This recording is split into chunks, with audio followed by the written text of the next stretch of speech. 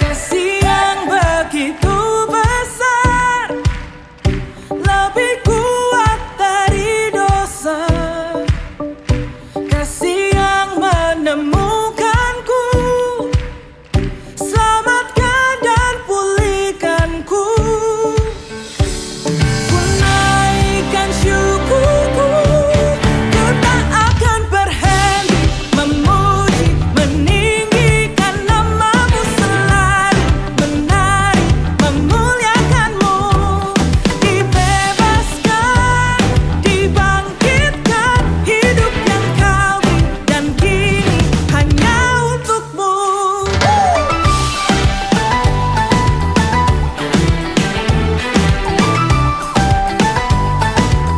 Sama-sama naikkan. Kasih yang begitu besar, lebih kuat dari dosa. Kasih yang menemukanku, selamatkan dan pulihkanku. Ku naikkan syukurku, ku tak akan berhenti memuji, meninggikan namamu selalu, menari, memuliakanmu. Dibebaskan, dibangkitkan. Ya, shalom semuanya. Tanpa terasa kita sudah memasuki minggu terakhir di tahun 2024. Sebelumnya saya mengucapkan selamat hari Natal dan selamat menyambut tahun baru 2025. Kita bersyukur oleh anugerah dan kasih setia Allah, ya kita bisa tetap ada sampai hari ini, ya kita bisa lalui hari-hari, ya minggu demi minggu dan bulan demi bulan, ya di tahun 2024, ya sampai kita memasuki minggu terakhir di tahun ini. Bapak Ibu saudara dikasihi oleh Tuhan, hari ini saya juga mau mengumumkan ya bahwa rekaman YouTube kita ya oleh khotbah yang setiap minggu Bapak Ibu bisa nikmati ya, ini menjadi rekaman terakhir setelah hampir 4 tahun kita bersama-sama ya di dalam khotbah, rekaman khotbah yang ada di YouTube yang bisa kita nikmati, bisa kita saksikan bersama-sama. Ya, minggu ini menjadi minggu yang terakhir. Mulai minggu depan, artinya mulai tahun depan, ya sudah kita tidak upload lagi ya khotbah minggu kita di YouTube. Jadi Bapak Ibu, ya saudara yang dikasihi oleh Tuhan, ya untuk bisa menikmati khotbah setiap hari Minggu, Bapak Ibu bisa datang hadir di dalam ibadah ya setiap hari Minggu ya, baik itu untuk teens yang ada di remaja hari Sabtu ya jam 17.30, kemudian ibadah umum ya jam 8 pagi setiap hari Minggu, dan juga ibadah Youth Pro ya jam 11 WITA ya setiap hari Minggu. Tentu jangan lupa ya untuk adik-adik yang terkasih ya, kita ada Abba Kids setiap hari Minggu pukul 8 pagi. Mengakhiri tahun 2024 ya, hari ini saya akan menyampaikan ya tema tentang bersyukur. Kenapa kita perlu bersyukur? Karena Tuhan kasih kita kesempatan untuk kita bisa melewati tahun 2024 ya dengan suka dan duka dan dengan segala hal yang terjadi di dalam kehidupan kita. Tapi sampai hari ini, sampai detik ini, kita masih tetap bertahan, kita masih tetap bisa menikmati seluruh kebaikan Allah, adalah selayaknya untuk kita bersyukur kepada Dia. Bersyukur adalah sebuah kata yang mudah diucapkan, ya, tetapi kadang sulit untuk dilakukan. Khususnya ketika seseorang ada di dalam situasi-situasi yang tidak sesuai dengan apa yang mereka harapkan ya, untuk mengucap syukur rasanya sulit sekali. Tapi hari ini sebagai orang-orang yang beriman ya, kita mau tetap bersyukur di dalam setiap hal apapun yang terjadi di dalam kehidupan kita. Kenapa? Nanti ya kita akan melihat kenapa kita harus bersyukur ya di dalam kehidupan kita. Mengapa kita harus bersyukur di dalam kehidupan kita? Artinya bersyukur di dalam setiap hal di dalam keberadaan kita. Bukan hanya di dalam situasi yang baik ya, tetapi di dalam situasi apapun ya, kita harus bersyukur. Karena pertama, bersyukur itu adalah kehendak Tuhan, kehendaknya Allah. Kalau itu adalah kehendaknya Allah, itu juga menjadi perintah yang Tuhan berikan di dalam kehidupan kita. Jadi Bapak Ibu yang dikasihi oleh Tuhan, yang namanya perintah ya tentunya bukan pilihan, tetapi sesuatu yang memang harus kita lakukan. 1 Tesalonika 5 ayat yang ke-18 firman Allah berkata, "Mengucap syukurlah dalam segala hal, sebab itulah yang dikehendaki Allah di dalam Kristus Yesus bagi kamu." Mengucap syukurlah dalam segala hal. Nah, kalau segala hal ada pengecualian nggak? Tentunya tidak ada, ya. Mau baik, mau buruk, mau senang, mau susah, mau sehat, mau sakit, mau dalam keadaan apapun juga, firman Allah berkata, mengucap syukurlah, ya. Kenapa? Sebab itulah yang dikehendaki Allah di dalam Kristus Yesus bagi kamu, ya. Bagi setiap orang yang percaya ya kepada Yesus, mengucap syukur adalah sesuatu yang harus mereka lakukan. Kenapa? Itu kehendak Allah. Kalau namanya kehendak Allah, berarti ketika kita lakukan, Tuhan senang nggak? Pasti. Ya, kita sebagai orang tua, kalau kita mengkehendaki ya anak kita untuk seperti ini, ya seperti itu, lalu dia melakukan seperti apa yang kita kehendaki, ya sebagai orang tua, kita pasti akan senang. Tuhan juga mau bahwa kita bersyukur di dalam segala hal. Sebab itulah yang dikehendaki oleh Allah. Sekali lagi saya katakan, yang namanya dikehendaki berarti ya, itu adalah perintah. Jadi tidak ada pilihan. Kalau kita berkata, Tuhan saya ingin menyukakan Engkau, saya ingin menyenangkan Engkau, saya ingin benar-benar hidup sesuai dengan apa yang Engkau mau, maka yang namanya pengucapan syukur harus menjadi bagian yang tidak terpisahkan di dalam kehidupan kita. Mau keadaan apapun juga, kita harus selalu bersyukur. Kemudian yang kedua, kenapa kita harus bersyukur? Ya, seseorang yang bisa bersyukur berarti dia mengakui. Mengakui apa? Mengakui dan percaya ya kepada apa? Kepada kedaulatan Allah. Jadi dia percaya bahwa Allah berdaulat di dalam setiap perkara, di dalam setiap apapun yang terjadi di dalam kehidupannya dia. Artinya apa?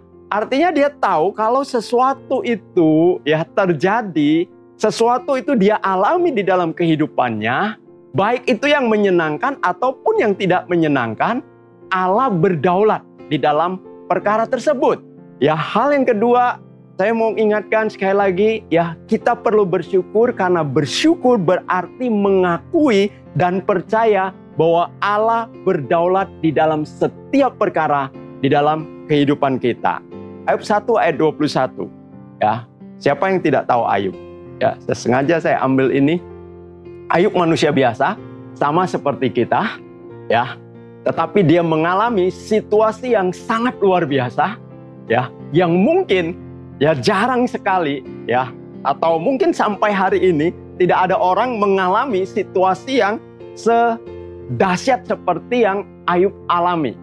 Ayub 1 ayat 21, firman Allah berkata, katanya, dengan telanjang aku keluar dari kandungan ibuku. Dengan telanjang juga aku akan kembali ke dalamnya. Tuhan yang memberi, Tuhan yang mengambil. Terpujilah nama Tuhan. Bapak Ibu yang dikasih oleh Tuhan, tadi saya katakan Ayub mengalami situasi yang luar biasa. Luar biasa, bukan luar biasa menyenangkan, tapi luar biasa yang menyakitkan, yang menyedihkan, luar biasa yang mungkin sebagai manusia biasa rasanya akan sulit untuk dia bisa bertahan. Kenapa? Di dalam satu hari, dia kehilangan seluruh hal yang ada di dalam kehidupan dia. Dia kehilangan bukan hanya harta benda dia, tapi dia kehilangan orang-orang yang dia kasihi. Ke-10 anaknya ya meninggal, hartanya dirampok, ternaknya dirampok, ya semuanya diambil. Dan dia tidak punya apa-apa lagi. Dalam 1 hari, Ayub berkata, dengan telanjang aku keluar dari kandungan ibuku. Dengan telanjang juga aku akan kembali ke dalamnya. Tuhan yang memberi, Tuhan yang mengambil. Terpujilah Tuhan. Di dalam kondisi seperti itu, Ayub bisa berkata, terpujilah Tuhan, haleluya. Wow, saya pikir ini butuh satu kekuatan yang sangat luar biasa. Ketika di dalam situasi yang selayaknya, yang mungkin orang berkata, ya sepantasnya, Ayub bisa menggerutu, Ayub bisa marah, Ayub bisa sedih dan segalanya. Bahkan mungkin dia bisa kecewa. Kecewa dengan sekitarnya, bahkan kecewa dengan Tuhan. Tetapi Ayub memilih untuk berkata, terpujilah Tuhan. Bersyukur berarti mengakui bahwa apapun yang terjadi, Ayub mengakui bahwa apapun yang terjadi di dalam kehidupannya, Tuhan berdaulat di dalamnya.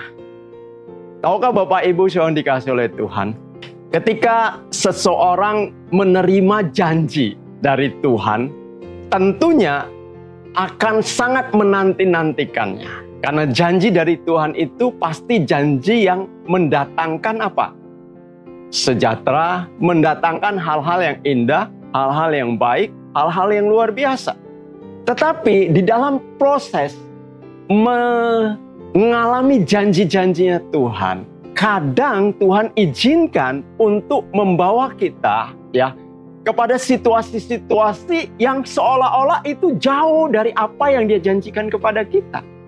Tapi apakah di dalam situasi seperti itu kita akan tetap mempercayai janjinya Allah dan akan tetap berkata, terpujilah Tuhan, karena Dia memberikan janji-janji yang luar biasa di dalam kehidupan saya.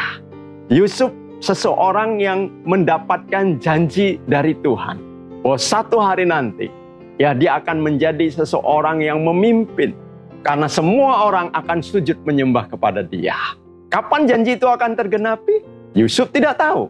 Tapi yang dia yakini bahwa itu yang Tuhan berikan atas hidup dia. Sehingga dia ceritakan kepada orang-orang, diceritakan kepada saudaranya, diceritakan kepada orang tuanya.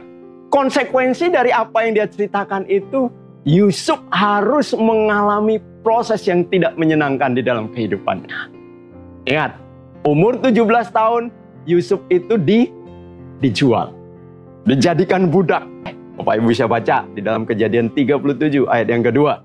Umur 17 tahun, dari budak ya orang Ismail, kemudian berjalan proses ya menjadi pegawainya Potifar ya, tapi mengalami ya situasi yang mungkin dia pikir ya mungkin ini kesempatan penggenapan janji itu, karena dia sudah menjadi orang kepercayaan. Tiba-tiba dia difitnah dan dia harus dimasukkan ke dalam penjara. Dia harus menunggu berapa tahun? Menunggu selama 13 tahun supaya terjadi apa yang Tuhan janjikan atas kehidupannya. Umur 30 tahun ya, baru Yusuf diangkat menjadi orang nomor 2 yang ada di Mesir ya setelah Firaun. 13 tahun itu bukan waktunya singkat, saudara. Kita menunggu masa COVID berakhir aja ya sekitar hampir 3 tahun, benar-benar katakan bahwa itu rasanya lama sekali. Ini 13 tahun dan itu di dalam situasi yang tidak menyenangkan. Tapi apakah Yusuf menyalahkan Tuhan? Apakah Yusuf kecewa kepada Tuhan? Apakah Yusuf ngedumel kepada Tuhan dan mulai mengatakan hal-hal yang buruk? Tidak. Kenapa, saudara? Kejadian 50 ayat 20 ya, Yusuf berkata, memang kamu telah mereka-rekakan yang jahat terhadap aku, tetapi Allah telah mereka-rekakannya untuk kebaikan. Dia mengalami situasi-situasi yang sulit, tetapi tetap berkata bahwa Allah mereka-rekakan kebaikan bagi kehidupannya. Dengan maksud melakukan seperti yang terjadi sekarang ini, ya ini memelihara hidup suatu bangsa yang besar. Bapak Ibu saudara dikasih oleh Tuhan, kalau kita ada di dalam posisinya Yusuf, ya kalau Ayub itu memang sudah sangat ekstrim. Posisinya Yusuf, ya lebih baik sedikit daripada Ayub. Tetapi sama aja, orang jadi budak, kemudian difitnah menjadi pemerkosa, ya dimasukkan ke dalam penjara yang paling bawah, pasti mengalami hal yang tidak menyenangkan. Tapi Yusuf berkata apa? Tetapi Allah telah mereka-rekakan untuk kebaikan. Secara manusia itu bukan hal yang baik. Tapi apa? Yusuf tetap berkata Allah melakukan yang baik bagi kehidupannya. Karena apa? Karena dia percaya bahwa apapun yang terjadi di dalam kehidupan dia, Allah berdaulat di dalamnya. Jadi Bapak Ibu saudara dikasih oleh Tuhan, ketika kita bisa bersyukur di dalam kehidupan kita, kita sedang mengakui bahwa Tuhan berdaulat di dalam seluruh apapun yang terjadi atas hidup kita. Tahun ini, apa yang kau alami di dalam kehidupanmu? Tapi engkau melihat bagaimana Tuhan bisa menunjukkan kesetiaannya, pemeliharaannya, ya, penjagaannya. Bahkan Tuhan bisa menunjukkan kepada kita bagaimana Dia bisa memelihara di tengah-tengah situasi yang mungkin tidak mudah di dalam hidup kita. Bukankah sudah selayaknya kita ini bersyukur kepada Dia? Hal yang ketiga, mengapa kita harus bersyukur? Ketika kita bersyukur, kita sedang mematahkan. Mematahkan apa? Mematahkan tujuan iblis yang ingin membuat kita berontak kepada Allah. Tahukah Bapak Ibu saudara dikasih oleh Tuhan? Ya, lawan dari pengucapan syukur itu apa? Bersungut-sungut. Dan tahukah kita, persungutan sebenarnya adalah identik dengan pemberontakan kita kepada Allah. Karena kita tidak percaya ya bahwa Tuhan berdaulat di dalam situasinya kita. Makanya kita bersungut-sungut. Tetapi ketika kita bisa bersyukur, kita sedang mematahkan tipu daya iblis yang akan membuat kita berontak kepada Allah dengan persungutan kita. Ingat kejadiannya Ayub, ya. Ketika dia mengalami situasi ya yang sangat mengerikan, yang luar biasa, ya, kehilangan segala-galanya di dalam satu hari bersamaan, lalu istrinya datang kepada dia dan berkata, masih bertekunkah engkau dalam kesalehanmu? Ayub 2 ayat yang ke-9. Masih bertekunkah engkau di dalam kesalehanmu? Ini istri loh saudara. Bisa bayangkan. Istri seharusnya orang yang bisa memberikan support yang baik ya di tengah-tengah situasi yang sulit. Tetapi ini justru ya dia menjatuhkan, melemahkan, bahkan mengintimidasi situasinya Ayub. Jadi dia bukan menjadi penolong, justru pada saat ini istrinya Ayub menjadi perongrong, melemahkan. Tetapi apa yang menjadi responnya Ayub? Ya, ketika istrinya berkata, ya, masih bertekunkah engkau dalam kesalehanmu? Kutuklah Allahmu dan matilah. Ini bahasanya kasar sekali. Ayo, bapak-bapak yang sudah, ya bapak-bapak sudah punya istri ya. Pernah nggak istrinya mengungkapkan kata-kata yang sekasar yang diungkapkan oleh istrinya Ayub ini? Masih percayakah engkau kepada Tuhan dengan seluruh situasinya kamu? Kutukilah Allahmu, matilah sana. Waduh, ini dialami Ayub. Tetapi Ayub jawabnya apa? Bapak Ibu saudara dikasih oleh Tuhan. Ayat yang ke-10 dari Ayub 2. Tetapi jawab Ayub kepadanya, engkau berbicara seperti perempuan gila. Istrinya dibilang gila. Memang rada gila istrinya. Dia yang saya katakan, seharusnya dia menjadi penolong, malah dia menjadi perongrong. Ya, engkau berbicara seperti perempuan gila. Apakah kita mau menerima yang baik dari Allah, tetapi tidak mau menerima yang buruk? dalam semuanya itu Ayub tidak berbuat dosa dengan bibirnya. Apakah kita hanya mau nerima yang baik saja dari Allah? Bagaimana kalau terjadi yang buruk? Apakah kita berkata, oh jangan yang buruk, semua harus yang baik? Ada yang buruk ataupun yang baik, kita harus menerima dengan pengucapan syukur. Lawan dari mengucap syukur, lawan dari bersyukur itu adalah bersungut-sungut. Bersungut-sungut itu adalah pemberontakan kepada Allah. Karena orang-orang yang tidak percaya bahwa Tuhan turut bekerja dalam segala hal di dalam kehidupannya untuk mendatangkan kebaikan, maka orang-orang seperti itulah yang akan selalu bersungut-sungut ketika menemukan hal-hal yang terjadi itu tidak sesuai dengan apa yang menjadi harapan dia atau ekspektasinya dia. Apa yang membuat bangsa Israel tidak bisa masuk ke tanah Kanaan, ke tanah perjanjian? Salah satu dosa yang paling besar yang mereka lakukan adalah persungutan. Bersungut berarti mereka berontak kepada Tuhan. Tidak secara langsung, tetapi secara sikap mereka menunjukkan pemberontakannya. 1 Korintus 10 ayat 10, firman Allah berkata, dan janganlah bersungut-sungut seperti yang dilakukan oleh beberapa orang dari mereka, sehingga mereka dibinasakan oleh malaikat maut. Ini cerita tentang orang Israel. Perjalanan mereka ke tanah perjanjian. Tetapi mereka bersungut-sungut. Mereka protes kepada Musa, kepada Harun. Ya. Dan ini membuat Tuhan marah sekali dengan orang Israel. Ya. Saya ambil di dalam Bilangan 16. Kalau Bapak Ibu baca di dalam Bilangan 16, itu berbicara tentang pemberontakannya Korah. Korah orang yang ingin mengambil posisinya ya sebagai imam juga. Tapi Tuhan binasakan. Bumi terbelah lalu menelan ya Korah dan pengikut-pengikutnya yang ingin melakukan pemberontakan ya. Karena mereka mau menjadi imam juga seperti Harun. Yang luar biasanya Bapak Ibu yang dikasih oleh Tuhan, ini kejadiannya kan malam. Ya, bumi terbelah, ya Korah ditelan oleh bumi. Keesokan harinya, Bilangan 16 ayat 41. Tetapi pada keesokan harinya, bersungut-sungutlah segenap umat Israel kepada Musa dan Harun. Kata mereka, kamu telah membunuh umat Tuhan. Saudara bisa bayangkan? Ini kejadian baru tadi malam.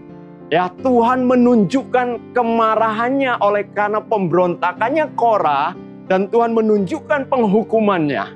Seluruh yang berontak itu ditelan oleh bumi, habis blas. Dilihat, disaksikan oleh seluruh umat. Ya, pada malam hari itu. Seharusnya apa? Seharusnya kan mereka muncul rasa takut dan gentar oleh karena kedahsyatan yang Tuhan lakukan ya kepada Korah dan pengikut-pengikutnya. Tapi mereka malah bersungut-sungut. Hanya dalam tempo beberapa jam. Malam kejadian paginya. Mereka bersungut-sungut.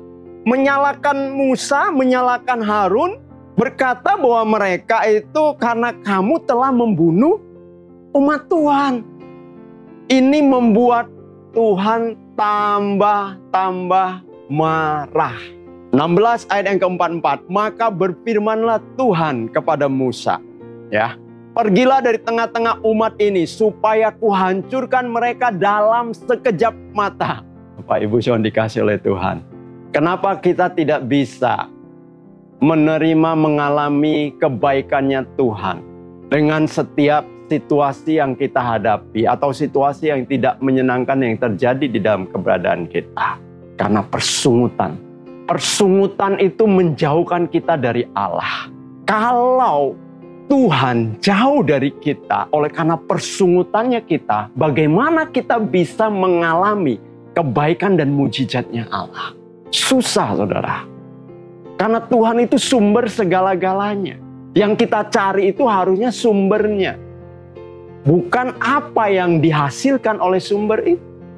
Tapi manusia seringkali terbalik. Mereka tidak mencari sang sumber, tetapi mereka lebih tertarik dengan apa yang dihasilkan, diberikan oleh sumber tersebut. Mereka lupa sang sumbernya. Sumber kita itu adalah Allah. Berkat, kesehatan, damai sejahtera, sukacita, itu semua datangnya dari Tuhan. Dan itu bisa kita alami penuh di dalam kehidupan kita ketika kita memiliki hubungan yang benar, kedekatan benar dengan Tuhan sebagai sang sumber itu. Tapi bangsa Israel, mereka bersungut-sungut. Tuhan menjadi marah. Minta Musa, oke deh, kamu menyingkir deh. Ya, jangan ada di tengah-tengah mereka. Biar saya habisin ya dalam sekejap, Tuhan katakan. Dan Alkitab berkata, malam itu, hari itu, ya Tuhan mulai melakukan pembinasaan kepada bangsa Israel yang bersungut-sungut tersebut. Mereka memberontak. Ada berapa orang yang mati? Kalau Harun ya tidak berdiri ya di antara orang yang mati dan yang hidup, ya sebagai perantara membela ya orang-orang yang masih hidup, mungkin sudah selesai orang-orang yang dibawa keluar dari tanah Mesir pada waktu itu. Bilangan 16 ayat 48, ketika ia, Harun, berdiri di antara orang-orang mati dan orang-orang hidup, berhentilah tulah itu. Dan mereka yang mati kena tulah itu ada 14.700 orang. Lihat, dalam sekejap ya Tuhan binasakan dengan tulah 14.700 orang banyaknya. Bersyukur Harun dan Musa bukan orang yang egois. Mereka tetap berdiri antara umat Tuhan ya dengan Tuhan untuk membela umat Tuhan. Dan tulah itu berhenti. Tapi 14.700 mati sia-sia. Oleh karena apa? Persungutan mereka. Jadi Bapak Ibu, Saudara yang dikasihi oleh Tuhan, ketika kita bersungut-sungut, berarti kita sedang melakukan pemberontakan kita kepada Allah. Jadi hati-hati. Jangan bilang, oh enggak, saya tidak pernah berontak kok sama Tuhan, saya selalu taat kok, saya selalu begini dan begitu. Tapi ketika ada persungutan yang keluar dari bibir, apalagi itu meluap dari hatimu, oleh karena sesuatu yang yang terjadi tidak sesuai dengan keinginanmu dan harapanmu, engkau sedang memberontak kepada Tuhan. Lawan dari bersyukur adalah bersungut-sungut. Dan bersungut-sungut itu adalah pemberontakan kepada Tuhan.